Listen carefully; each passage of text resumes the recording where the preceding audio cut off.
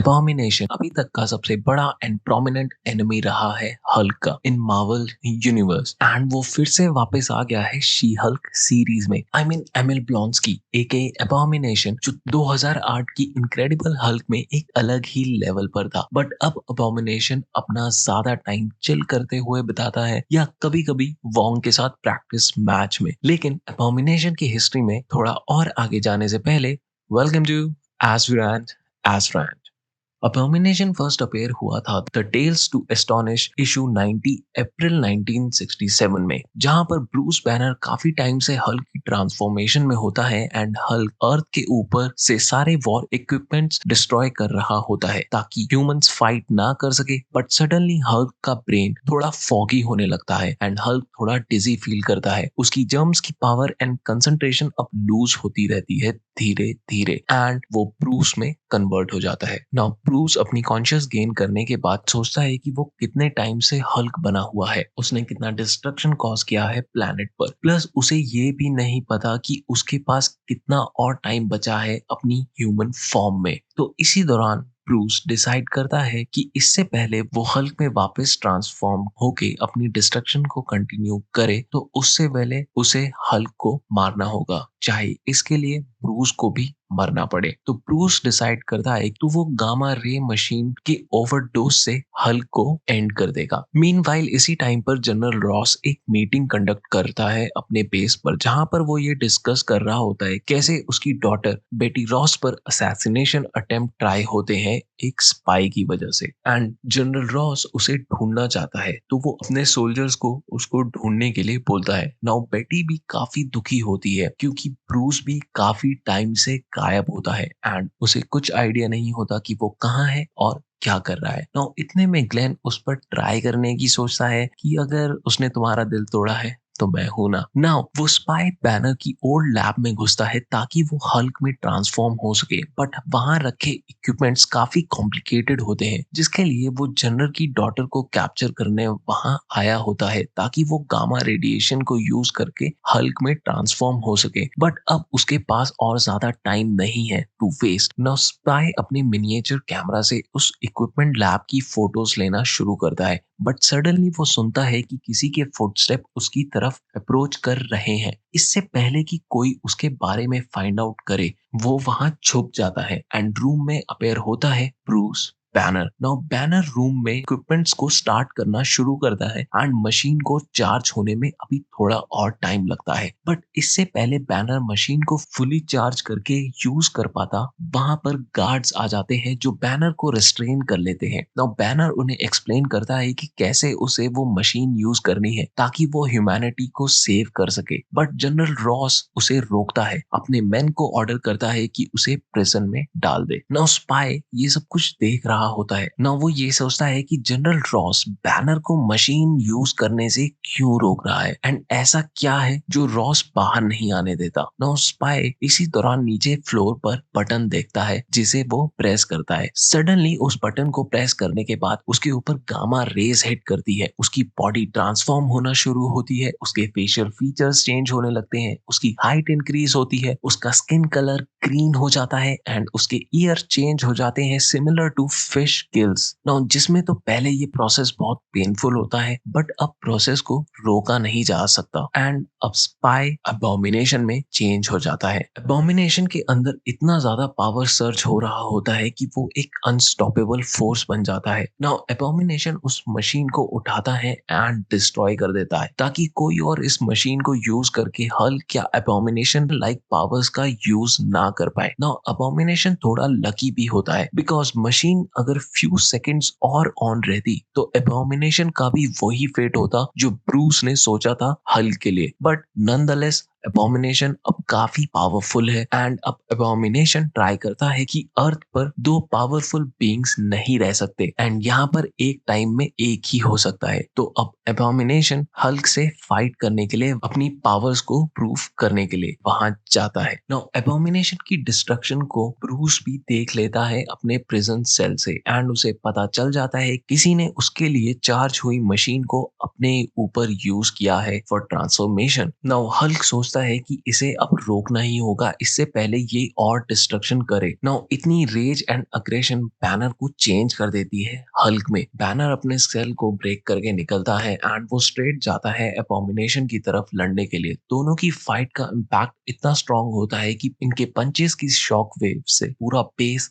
Shake करने लगता है। नाउ एबोमिनेशन हल्क को इजीली ओवर पावर कर रहा होता है एंड अबोमिनेशन के पंचेस हल्क को डोमिनेट भी कर पा रहे होते हैं। इससे हल्क और भी एंग्री होता जा रहा होता है, बट ये हल्क के लिए काफी नहीं होता to defeat Abomination, because Abomination का बेस फोर्स हल्क के बेस फॉर्म से ऑलमोस्ट डबल है इन पावर लेवल। इन दोनों को लड़ते देख जनरल रॉस एंड बेटी काफी स्टार्टल्ड हो जाते हैं, जिसमें बेटी काफी वरिड होती है ब्रूस के लिए एंड जनरल रॉस बोलता है what can that Abomination be, and ये बात वो स्पाई सुन लेता है। They called me Abomination and यहाँ से वो अपना नेम अबोमिनेशन रख लेता है। नाउ अबोमिनेशन अपनी बीटिंग कंटिन्यू रखता है हल्क पर। वो हल्क को इतना ओवर पावर कर रहा होता है कि हल्क कम बैक ही नहीं कर पा रहा होता है एंड एक लास्ट फाइनल ब्लो हल्क को अनकॉन्शियस कर देता है। इसके बाद अबोमिनेशन जनरल रॉस की बेटी को लेकर के वहां से चला जाता है। वेल ये तो थी अबोमिनेशन की ओरिजिनेशन स्टोरी, बट बात करते हैं अबोमिनेशन की स्टोरी आर्क्स की। तो बेसिकली अबोमिनेशन स्टार्ट तो हुआ था द टेल्स टू एस्टोनिश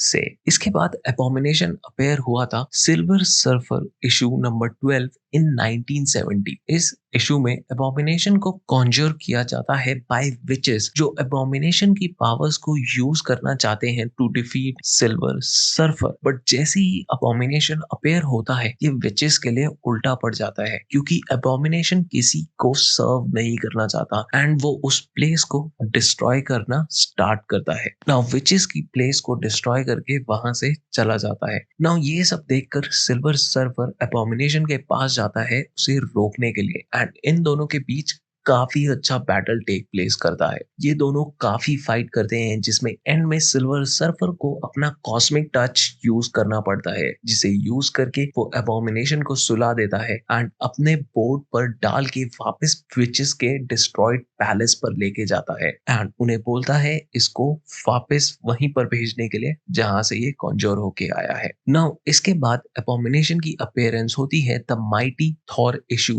178 में, जहां पर अबोमिनेशन को प्रिजन प्लैनेट पर भेज देता है स्ट्रेंजर। नाउ अबोमिनेशन उस प्लैनेट पर स्ट्रेंजर का हिडन रूम ढूंढ लेता है, जहां पर एक टेलीपोर्टेशन डिवाइस को यूज करके वो थॉर को भी उस प्लैनेट पर समन कर लेता है एंड वो थॉर को कन्विंस करता है कि कैसे इस प्लैनेट पर काफी कुछ हो रहा है एंड हम दोनों को मिलके इस प्लैनेट को बचाना है। बट थॉर जल्द ही समझ जाता है कि अबोमिनेशन का प्लान कुछ और है। बेसिकली अबोमिनेशन थॉर की हेल्प से स्ट्रेंजर को डिफीट करके इस प्लैनेट को रूल करना चाहता था, बट थॉर ये होने से पहले ही वो अपने हैमर की पावर्स को यूज करके वापस टाइम में पीछे जाता है उस मोमेंट पर जहां पर वो अबोमिनेशन से मिला था एंड उसे तभी डिफीट कर देता है। नो इसके बाद अबोमिनेशन और भी काफी सारे इश्यूज में प्रेजेंट रहा, जैसे कि the incredible Hulk issue 159, The Incredible Hulk issue 171, The Incredible Hulk issue 184 to 196, and The Incredible Hulk issue 287 to 290. Now during this run काफी सारी स्टोरीज रिलेट करती हैं अबोमिनेशन से, बट हम फोकस करेंगे द इनक्रेडिबल हल्क इशू 472 से 474 में। Now इस इशू में Abomination Thunderbolt Ross and Hulk को बताता है कि कैसे वो रिस्पॉन्सिबल है बेटी रॉस की डेथ के लिए। अबोमिनेशन की बॉडी से निकला रेडिएशन पॉइजन बेटी रॉस की जान ले लेता है एंड ये सब वो रॉस की आंखों में देखकर उसे बताता है। I mean that's a total bad S move. Now ये सुनने के बाद हल्क भी अपना टेम्पर काफी लूज कर देता है, बट वो अबोमिनेशन के माइंड गेम में नहीं आता। आई मीन अबोमिनेशन एक तरीके से हल्क को प्रोवोक कर रहा होता है ताकि ये दोनों एक दूसरे से लड़े एंड अबोमिनेशन अपनी पावर हल्क के ऊपर प्रूव करे कि हम इन दोनों में से ज्यादा पावरफुल कौन है। बट हल्क ऑब्वियसली इस प्लान में नहीं आता, बट समहाउ थंडरबोल्ट उस टाइम पर प्रे कर रहा होता है कि वो अबोमिनेशन को वहां पर मार दे। नाउ इस सीरीज के एंड तक अबोमिनेशन वहां से भाग जाता है, but in 2008 Hulk series by Jeff lobe, Marvel reveal करता है कि जनरल रॉस भी रेड हल्क बन चुका है एंड वो सबसे पहले जाता है अबोमिनेशन से अपना रिवेंज लेने के लिए, जहां पर वो अबोमिनेशन को काफी मारता है, काफी ग्रूसम टॉर्चर करता है एंड बाय इशू 23 वो उसे शूट भी कर देता है to end his life. But Abomination ज्यादा टाइम तक डेड नहीं रहता, क्योंकि इन इशू 618 में वो वापस रिवाइव होता है बाय केओस किंग। बट ये टेम्परेरी लाइफ होती है जिसमें इन इशू 620 तक उसे डेथ खुद लेने के लिए आती है। नाउ इन 2014 में हल की सीरीज में जहां पर अबोमिनेशन को फिर से एक और बार रिजरेक्ट किया जाता है by ancient order of Shield in issue 2, but resurrection की वजह से अबोमिनेशन के अंदर काफी केओस होता है एंड उस टाइम पर हल्क एंड कैप्टन अमेरिका उससे लड़के उसे डिफीट करके वापस वहीं पर एंड कर देते हैं। जिसके बाद इन इमॉर्टल हल्क सीरीज इशू 18 में जब रिक जोन्स वापस रेजरेक्ट किया जाता है by using the remains of original abomination and उसे ट्रांसफॉर्म कर देते हैं एक न्यू ग्रूसम मोर मॉन्स्टरस अबोमिनेशन में, जो पहले से ज्यादा काफी स्ट्रॉन्ग होता है एंड जिससे अबोमिनेशन का ओरिजिन बना रहता है मार्वल यूनिवर्स में। बट अब बात करें पावर्स एंड एबिलिटीज के बारे में, तो अबोमिनेशन का पावर लेवल काफी सिमिलर और नेक टू नेक है हल्क से, like strength, speed, stamina, durability and healing factor. But इसके बाद भी अबोमिनेशन कुछ एरियाज में हल्क से आगे है, जैसे कि अबोमिनेशन की स्ट्रेंथ डबल है हल्क से, बिकॉज उस टाइम पर अबोमिनेशन को जो डोज दिया जाता है वो 3 times more concentrated and intense होता है, जो गामा रेडिएशन का डोज बैनर को मिलता है, जो उसे हल्क बनाता है एंड जिसकी वजह से अबोमिनेशन की बेस स्ट्रेंथ काफी ज्यादा है हल्क से। बट ऑफ कोर्स हल्क के पास एक और उसका फीचर है जिसमें उसे जितना ज्यादा गुस्सा आता है उसकी पावर्स उतनी ही इंक्रीज होती है। ये फैक्टर अबोमिनेशन के पास नहीं है, जिसकी वजह से Hulk in the end stronger हो जाता है अबोमिनेशन से। स्ट्रेंथ के अलावा अगर बात करें तो अबोमिनेशन अपना इंटेलेक्ट हमेशा इंटैक्ट रखता है, whereas Hulk tend to lose it, and also Abomination can't transform back in human form. I know She-Hulk series में वो कर सकता है, बट उसमें भी ब्लॉन्स्की ने मेंशन किया था कि वो काफी टाइम तक अबोमिनेशन बना रहा था। काफी प्रैक्टिस एंड मेडिटेशन के बाद वो ये सब कर सकता है एट विल। अबोमिनेशन के पास फिश लाइक गिल्स भी है, जिसकी वजह से वो अंडर वाटर ब्रीथ भी कर सकता है। ये 2008 की मूवी में मिसिंग थे, बट इन शैंग-ची ये गिल्स भी वापस देखने को मिलते हैं। नाउ अबोमिनेशन का कैरेक्टर हमेशा ही बैडएस रहेगा एंड वो मार्वल यूनिवर्स में वापस आ चुका है, तो हो सकता है फ्यूचर प्रोजेक्ट में हमें एक हल्क वर्सेस अबोमिनेशन फाइट भी देखने को मिले। बाकी आज के इस एपिसोड में अबोमिनेशन के बारे में इतना ही। मैं जल्द मिलूंगा अगले एपिसोड में एक और न्यू टॉपिक के साथ।